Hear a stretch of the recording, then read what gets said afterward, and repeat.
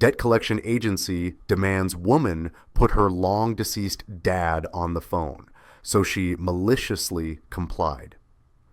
A woman's surprising response to a debt collector's unusual demand regarding her late father sparked a humorous, memorable exchange. Debt repayment can be exhausting, especially when dealing with loans left by a deceased family member. While creditors often pursue overdue payments, some debtors face unexpected challenges.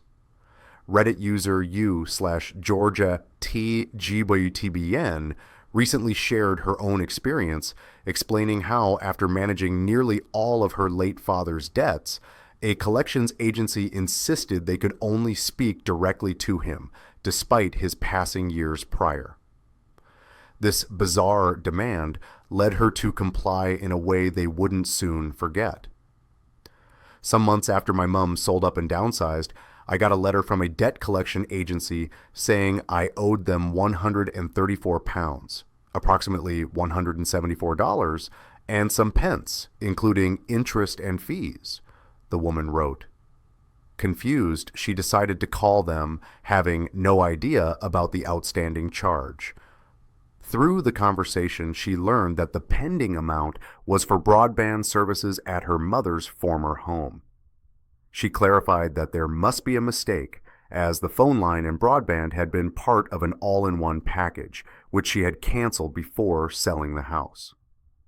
After some back and forth with the supplier, the agency informed her they couldn't cancel the broadband service because the cancellation had not come in from the account holder, she explained.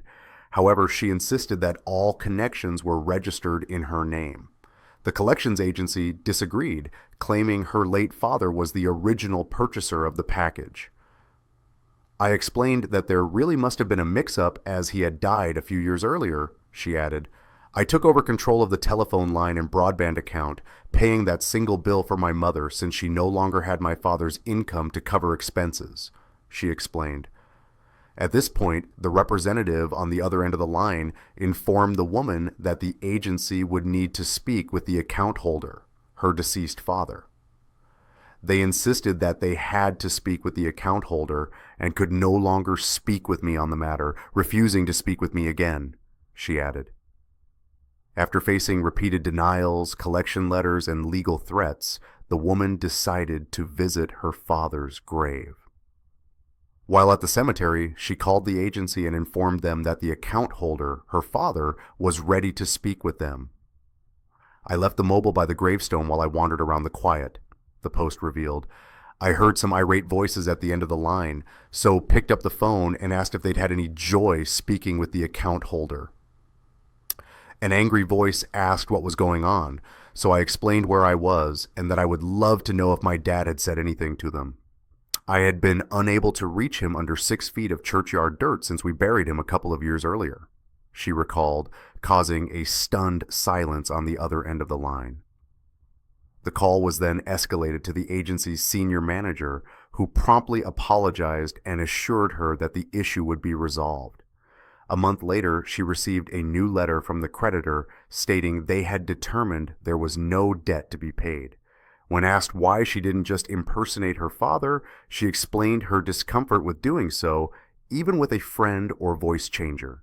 U/Honigman13 remarked, I had a similar experience with my mother, who had been deceased for 4 or 5 years at that time.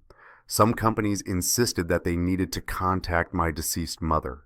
Fed up with this, I provided them with the address of the cemetery. I occasionally receive offers for life insurance for my mom and dad. First, they have been gone for over 25 years, and second, neither of them ever lived in the house where I currently reside. U/Diligent Touch 5456 shared. This article originally appeared 9 months ago.